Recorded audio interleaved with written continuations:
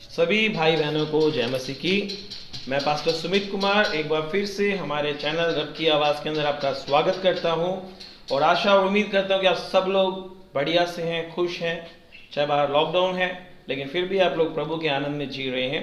सो आइए आज की बंदगी को शुरू करेंगे, मिलकर प्रार्थना करेंगे। आज प्रार्थना में लवली हमारी अगुवाई करेगा और हम लोग प्रार्थना करके आगे बढ़ेंगे। आइए आंखों को बंद करेंगे, प्रार्थना करेंगे। हालेलुया हालेलुया हालेलुया। धन्यवाद करते हैं प्रभु, एक बार फिर से तेरे चरणों में आते हैं प्रभु। इस समय के लिए तेरा धन्यवाद करते हैं प्रभु, जिस समय में एक बार फिर से हम शाम की बंदनी में पिता परमेश्वर इकट्ठे हुए प्रभु इस बंदगी को तेरे पवित्र हाथों में सौंपते हैं प्रभु। इसमें मदद और सहायता करे प्रभु, अगुवाई करे जैसे अभी तक आपने पिता परमेश्वर अगुवाई की। पिता परमेश्वर इस मीटिंग में अगुवाई करे और वचनों के द्वारा आप हमसे बातचीत करें प्रभु, और वो वचनों का बीज आप हमें बोए पिता परमेश्वर, ताकि आने वाले समय पिता परमेश्वर हम 100 गुना फल लेके आने वाले बने। पिता परमेश्वर बंदगी में तेरी महिमा और तेरी स्तुति आराधना करने में मदद और सहायता करे प्रभु। आप ऐसा कर रहे हैं, हम आपका धन्यवाद करते हैं प्रभु। सब कुछ तेरे पवित्र हाथों में सौंपते हैं। छोटी सी प्रार्थना तेरे नाम से मांगते हैं, सुने ग्रहण करें।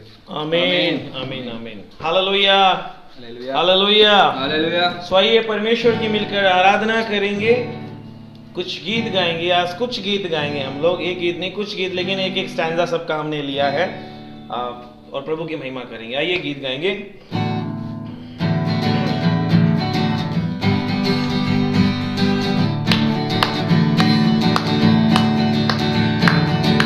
आता हूँ तेरे पास, मुझको है तुझसे आता हूँ तेरे पास, मुझको है तुझसे मुझको कबूल कर ले, सारे पापों से शुद्ध कर दे। बोलिए, मुझको कबूल कर ले, सारे पापों से शुद्ध कर दे। आज का दिन यहोवा ने बनाया है, हम इसमें आनंदित हो आनंदित हो। आज का दिन यहोवा ने बनाया है, हम इसमें आनंदित हो आनंदित हो। हालेलुया हालेलुया हालेलुया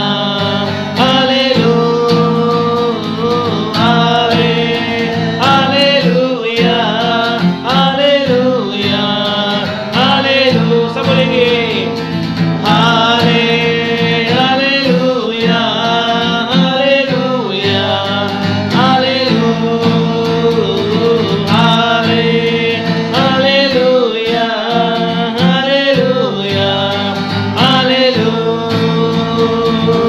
सारे जहां में तुझसा कोई नहीं, तुझको छोड़ कोई प्रभु है ही नहीं। सारे जहां में तुझसा कोई नहीं, तुझको छोड़ कोई प्रभु है ही नहीं। घुटने में टेकूं बस तेरे सामने, तू है मेरा प्रभु, तू मेरा पिता। हालेलुया हालेलुया हालेलुया हालेलुया हालेलुया हालेलुया हालेलुया हालेलुया हालेलुया हालेलुया हालेलुया हालेलुया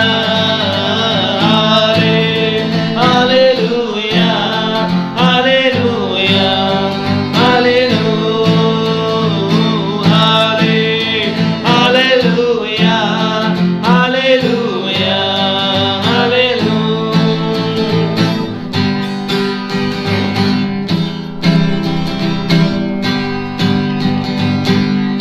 परमेश्वर जो भी बचाता है, बीमारी से गरीबी से श्रापों से है छुड़ाता। वो नाम है जो अंधों को रोशनी भी है देता। बीमारी से गरीबी से श्रापों से है छुड़ाता। वो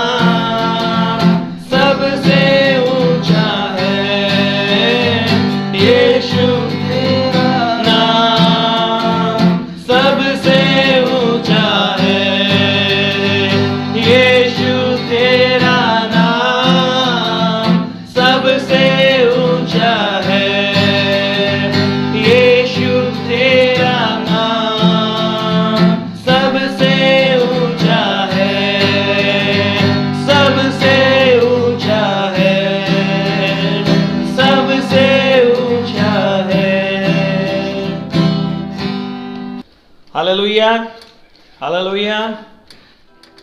सभी को फिर से एक बार जय मसीह की। धन्यवाद प्रभु का, फिर से ये मौका मिला हम आपसे रूबरू हो सके।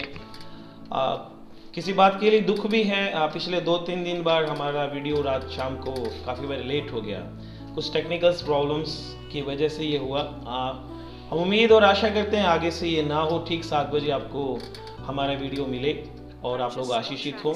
अगर आपको हमारा वीडियो पसंद आता है तो प्लीज़ सबसे पहले जो काम करना है वो लाइक का बटन दबाइए। उसके बाद आगे के वचन की ओर जाएंगे, आज के पैराबल की ओर जाएंगे। कल हमने एक दृष्टांत देखा था उड़ाव पुत्र के बारे में, कैसे अपने बाप को छोड़ के चला जाता है, पैसा धन संपत्ति सब लेके चला जाता, अपना हिस्सा लेके चला जाता है और उड़ा देता है ना। आज दूसरे पैराबल के ऊपर चलते हैं। ये लूका की किताब में है, उसके 10वें अध्याय के अंदर। और अपने आप में एक्चुअली सारे वचन अच्छे, लेकिन पैराबल्स की अपनी आप एक इम्पोर्टेंस है, अपनी ही एक महत्वता है। सो आज का जो पैराबल है, आज का जो दृष्टांत है, ये है दयालु सामरी के बारे में, द गुड समरिटियन के बारे में। सो आइए वचन की ओर जाएंगे, जल्दी से मैं पढ़ूंगा और आप सुनिएगा। यह है लूका की किताब 10वें अध्याय, उसके 25वें वचन से लेकर 37 तक है, लेकिन मैं इसको 2 हिस्सों में बांटना चाहता हूं इस पैसेज को। पहला जो पैसेज है उसको 25 से लेकर और मैं 29 तक लेके चलना चाहता हूं। यहाँ पर आपको एक खास बात बताना चाहता हूं, जल्दी से पढ़ूंगा। और देखो, एक व्यवस्था व्यापक उठा और यह कहकर उसकी परीक्षा करने लगा, है गुरु, अनंत जीवन का वारिस होने के लिए मैं क्या करूं? है गुरु, वहां पे यीशु मसीह पूछ रहा है गुरु, अनंत जीवन का वारिस होने के लिए मैं क्या करूं? आगे यीशु मसीह ने इसको बोला, ये उसने उससे कहा, व्यवस्था में क्या लिखा है और तू उसे कैसे पढ़ता है?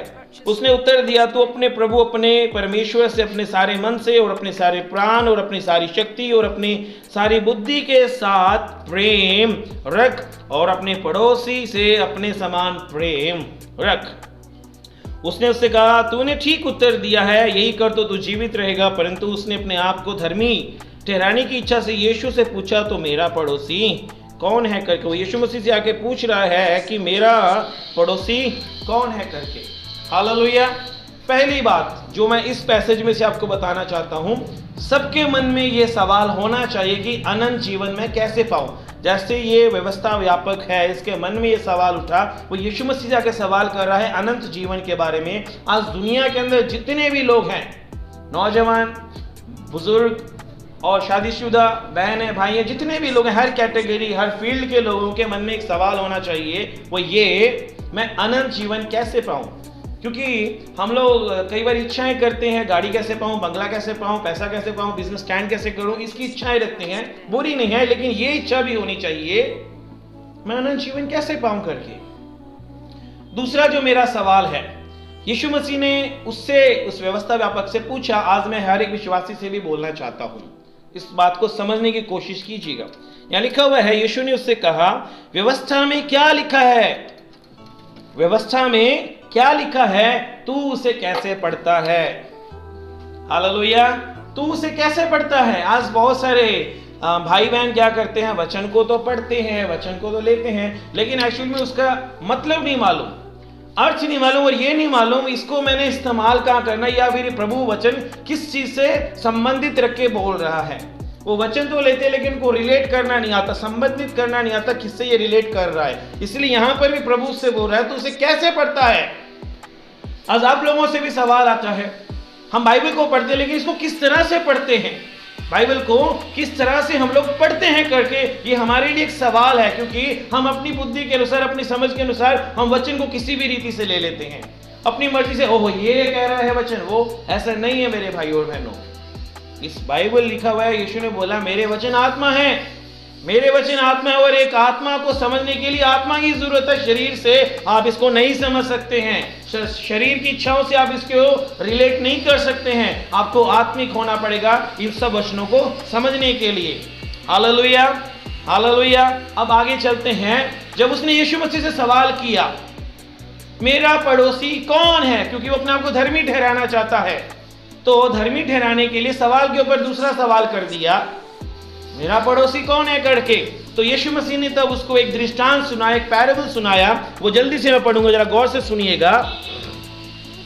यीशु ने उत्तर दिया, एक मनुष्य यरूशलेम से यरीहो को जा रहा था कि डाकुओं ने घेर कर उससे कपड़े उतार लिए और मार पीट कर उससे अधमरा छोड़कर चले गए। और ऐसा हुआ कि उसी मार्ग से एक याजक जा रहा था, परंतु उसे देखकर कतरा कर चला गया। इसी रीति से एक लेवी उस जगह पर आया और वे भी उसे देखकर कतरा कर चला गया। परंतु एक सामरी यात्री वहां निकला और उसे देखकर तरस खाया। उसने उससे पास आकर उसके घावों पर तेल और दाखरस डालकर पट्टियां बांधी और अपनी सवारी पर चढ़ाकर सराय में ले गया और उसकी सेवा टहल की। दूसरे दिन उसने 2 दिनार निकालकर सराय के मालिक को दिए और कहा, इसकी सेवा टहल करना और जो कुछ तेरा और लगेगा वह मैं लौटने पर तुझे भर दूंगा। अब तेरी समझ में जो डाकुओं में घिर गया था, इन तीनों में से उसका पड़ोसी कौन ठहरा? उसने कहा, वही जिसने उस पर दया की। यीशु ने उससे कहा, जा तू भी ऐसे ही कर। हालेलुया। हम लोगों ने काफी बार ये पैराबल पढ़ा हुआ है ना, काफी बार, और हमने इसको एक कहानी के रूप में देखा होगा। वो एक आदमी यरूशलेम से यरीहो को जा रहा है, उसको उन लोगों ने मार दिया, पीट दिया, अधमरा कर दिया। एक याजक आ रहा है, एक लेवी आ रहा है, फिर एक सामरी आ रहा है, उसको पट्टी बांध रहा है। ये सब हमने इस तरह से समझने की कोशिश की, आत्मिक वे में समझने की कोशिश करते हैं। यीशु ने आखिरी में क्या बोला? जब उस व्यवस्था व्यापक से पूछा गया कि इसमें से इसका पड़ोसी कौन ठहरा, उसने बोला जिसने उसके ऊपर दया की। यीशु मसीह ने क्या बोला है मत्ती 5 के अंदर? धन्य वे जो दयावान है, क्योंकि उनके ऊपर दया की जाएगी। धन्य वे लोग जो दयावान हैं, उनके ऊपर दया की जाएगी। आप धन्य हो जाओगे अगर आप भी दयावान हो। हालेलुया।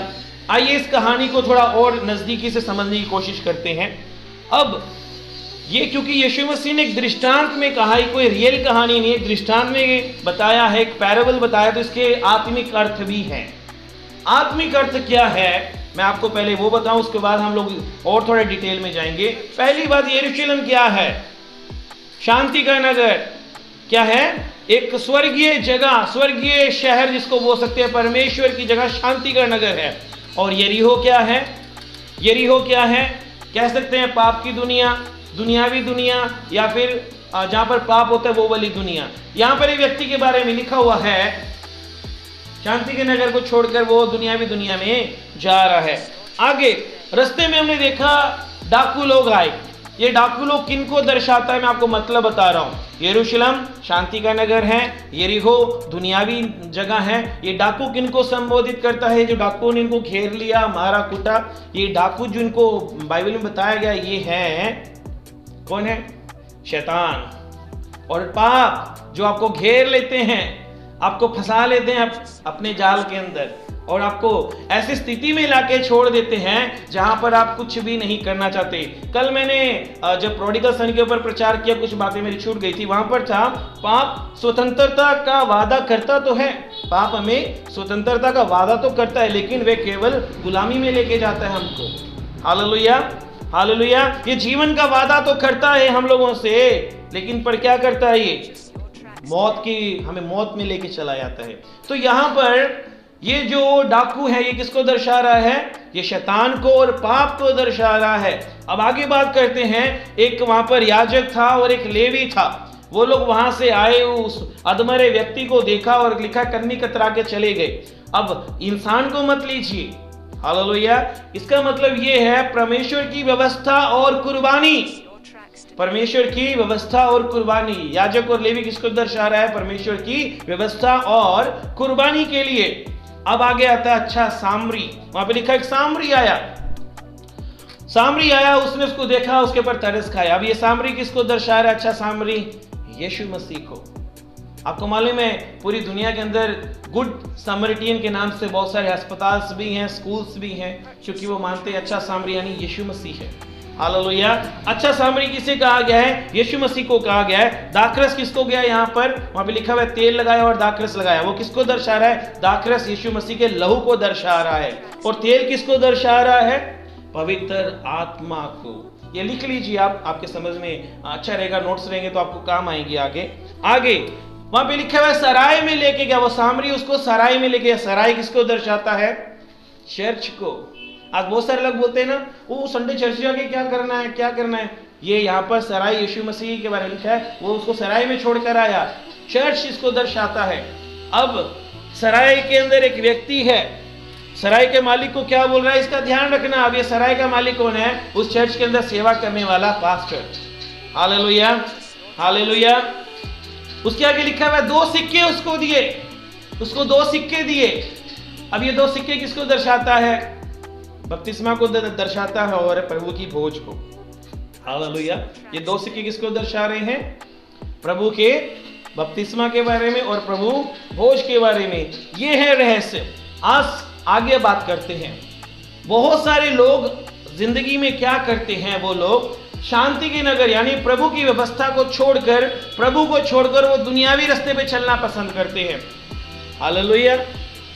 प्रभु की व्यवस्था उनको लगती है ओ बहुत औखी है, मुश्किल है मानना। ये जो कानून है प्रभु का, जो आज्ञा है मेरे लिए कठिन है। प्रभु तो बोलता है ये मत कर, वो मत कर, वो मत कर, हमारी भलाई के लिए कहता है। और जो लोग इसको फॉलो नहीं कर पाते वो क्या करते हैं? छोड़कर दुनियावी ट्रैक पे चले जाते हैं। ये वही लोग हैं, परमेश्वर को छोड़कर, शांति के नगर को छोड़कर वो दुनियावी ट्रैक पे चले जाते हैं। हालेलुया। फिर रास्ते में कौन आता है? डाकू आते हैं। कौन है वो डाकू? वो लिखा हुआ है शैतान और पाप, जो हमें मारकर अधमरा करके छोड़ के चले जाते हैं। अब एक और बात बता दूं, याजक जो थे, लेवी और याजक, ये सामरी के ऊपर क्यों ध्यान नहीं कर रहे मालूम है? क्योंकि जात का फर्क आ जाता है। ये यहूदी हैं और सामरी छोटी जाति के लोग बताए जाते हैं, और बड़ी जाति के लोग छोटी जाति के साथ कोई रिश्ता। और आज भी मैं देखता हूँ समाज के अंदर ये ट्रेडिशन फॉलो हो रहा है। मुझे इस बात का बहुत दुख होता है।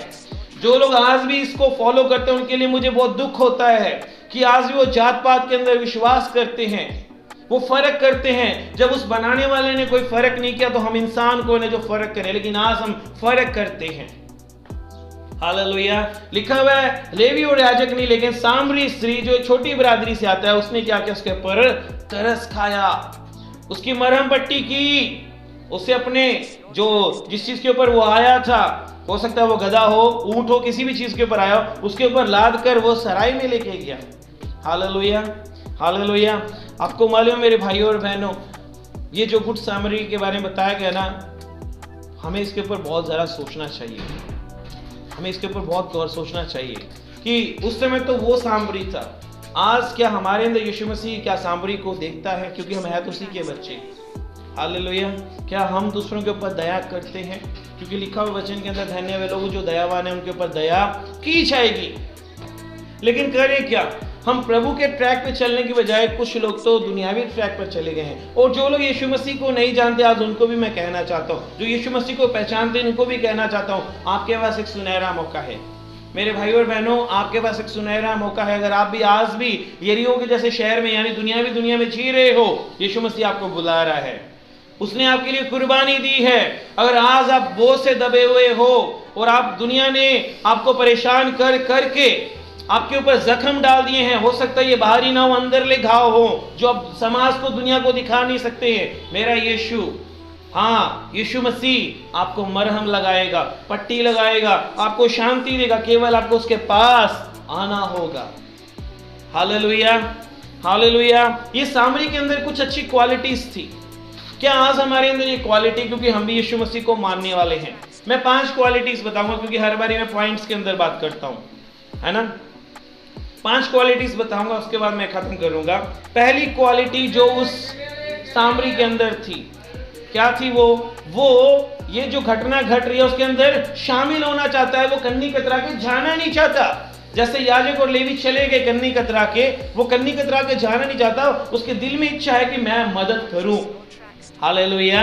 हम प्रभु के बच्चे लोग हैं, जो हमारे पास सामर्थ्य भी होती है, शक्ति भी होती है, पैसा भी होता है, हम किसी की मदद भी कर सकते हैं। क्या हम ऐसा करते हैं?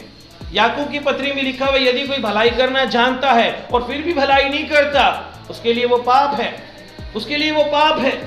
आप सोच लीजिए, क्या हम ऐसे पाप तो नहीं करें? हम सोचते हैं ओ कोई पाप नहीं है, बाइबल में लिखा हुआ है, ये पढ़ लेना। याकूब की पत्री में लिखा हुआ है, यदि तू भलाई करना जानता है फिर भी भलाई नहीं करता, वो तेरे लिए पाप है। यानी सामरी स्त्री पाप से तो बच गया, उसके भलाई के लिए योग्यता थी, उसके अंदर वो शामिल है, उसने भलाई की।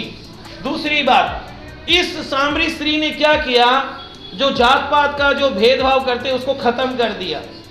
हालेलुया, हम लोग भेदभाव करते हैं, इस सामरी ने क्या करते हैं, भेदभाव खत्म कर दिया। वो जैसी भी बरादरी से था वो जाके मदद करना चाहता था। Hallelujah, hallelujah. तीसरी बात, ये सामरी के पास क्या था, पैसा था। क्या था, पैसा था करके, उसके पास धन दौलत थी। कहां से आई, परमेश्वर नहीं दी इसको।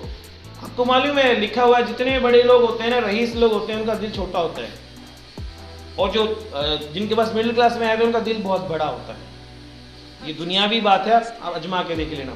अब जो चौथी बात इसके अंदर पाई जाती है, इस सामरी के अंदर, वो है एक अच्छा नाम था। समाज के अंदर एक अच्छा नाम था, इसलिए वो सराय वाले को क्या बोल के जा रहा है, ये 2 दिनार रख, तेरा जितना और लगेगा मैं जब वापस आऊंगा तुझे क्या करूंगा, दे दूंगा। इसका मतलब एक अच्छा नाम है। प्रभु के बच्चों का समाज के अंदर एक अच्छा नाम होना चाहिए, क्योंकि ये लिखा हुआ है वचन के अंदर, क्या तुम नहीं जानते तुम परमेश्वर के चलती फिरती पत्रियां हो।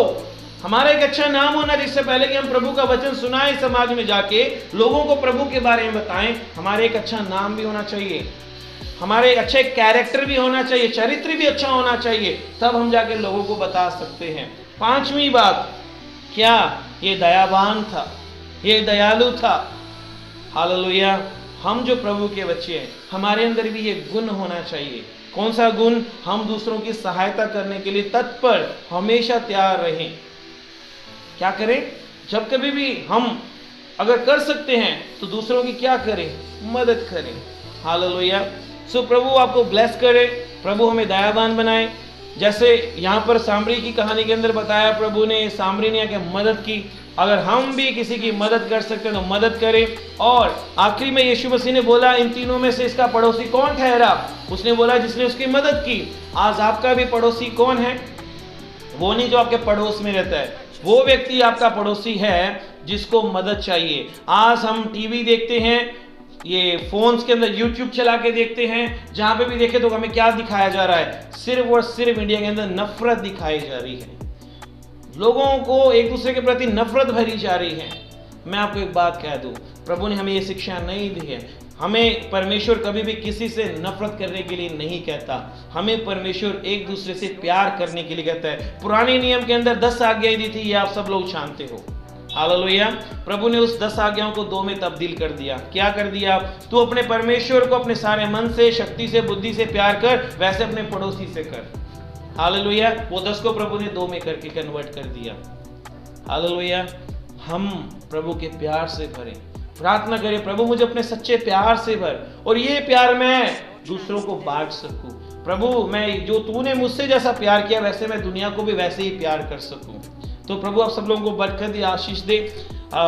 मैं चाहता हूं जब कभी भी मेरा वीडियो आता है यूट्यूब के ऊपर, आप प्लीज़ कमेंट भी कीजिए। और इस वीडियो के बाद तो मैं आपको एक ही बात करना चाहता हूं, आपका बाइबल में जो भी फेवरेट वर्स है, जो भी बाइबल में आपको वचन पसंद है, वो कमेंट में मुझे ज़रूर बताइएगा। और आपके कमेंट्स मेरे लिए बहुत मायने रखते हैं। सभी को जय मसीह की, प्रभु सबको बरकत दे, आशीष दे।